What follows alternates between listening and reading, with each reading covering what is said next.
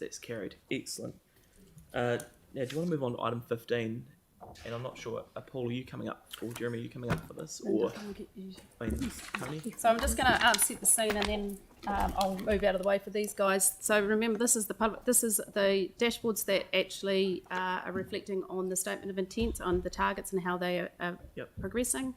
And it is for the quarter end of September. Yeah, and I guess it goes without saying, but I mean, do take them as read as well. Everyone's had a chance to go through them. So. And Mike's happy to move them as well, and Tim will second them at the appropriate time. So run us through what you've got.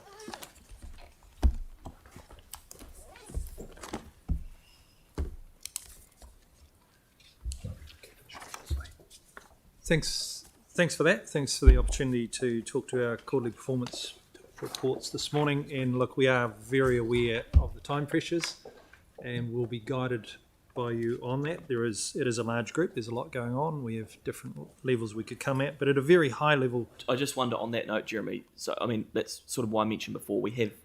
Everyone has had the chance to read them. Yep. So I'm sure you're just going to touch on the high level points of each one. Okay. Is that what you're planning to do? We can definitely do that. Thank you. We're in your hands. We'll do whatever you want us to do. We can cut it as short as. Well, I just think to get the best value out of it, everyone has read it. It's been in the public domain for a week. If you could just touch really high level on each of them as you move through, and that'll just get it going. So. All right. Well, look, with that, I'll hand it over to Paul and Tony without any further. Okay. And I'll just hand it straight to Tony because she wrote the report. All good.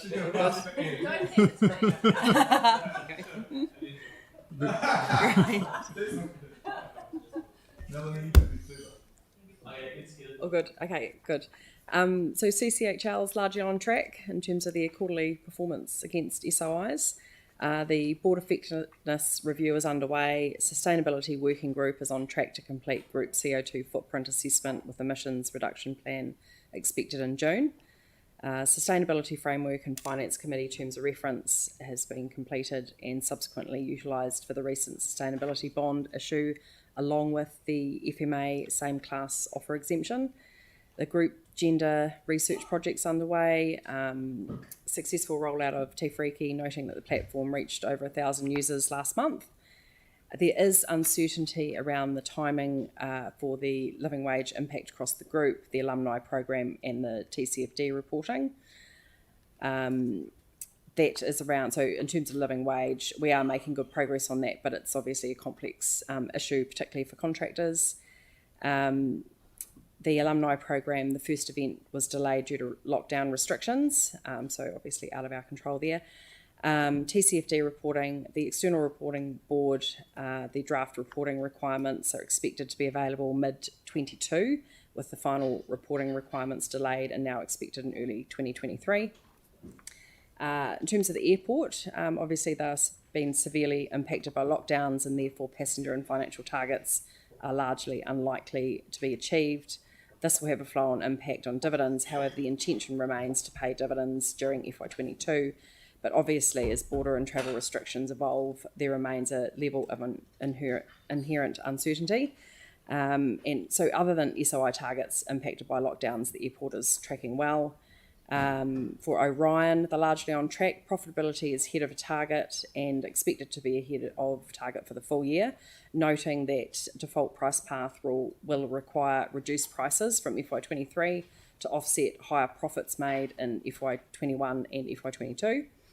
And there is uncertainty around the timing of data and digitalisation strategy, which is on hold until they recruit a new GM for that. LPC, largely on track. There is some uncertainty around lost time injury frequency rate, but they have initiated a program to improve the technique and reduce industry injury risk for that.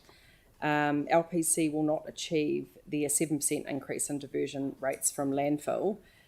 The historic waste data is deemed to be unreliable, so LPC will recalculate the target and reset the SOI for that.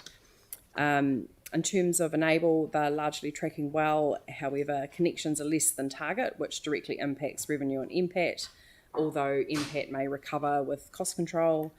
There is uncertainty around recordable injuries. They had 3 during the quarter, which is at the top of the target range for the full year. Their targets to reduce emissions by 17%. There's uncertainty around the non-operational Scope 3 emissions, for which information is still being gathered, so Enable can't yet effectively measure this. However, Enable are outperforming on Scope 1, 2 and operational Scope 3 emissions reductions, and are forecasting a 30% reduction by year end, so obviously much higher than the 17% target. In terms of city care, there's uncertainty around financial SOIs due to lockdowns, but note that around a third of city care's revenue comes from the Auckland region. Otherwise, they are tracking well. Eco Central's largely on track. Uncertainty around assets and equity to assets ratio measures due to timing of rollout of capital expenditure program. Eco sort waste above target due to increased levels of contamination, and customer sales lower than target due to lockdown. And then in terms of DCL and RBL property, they're both on track. That's it. Thank you very much for that. Does anyone have any questions? Noting we've obviously got the public paper and then some of the commercially sensitive items in PX as well. It has been moved and seconded. It doesn't look like there are any questions. So I'll move that. Oh no, I'll put it to the vote. All in favour? Against? That's carried. Excellent. Thank you very much. Okay.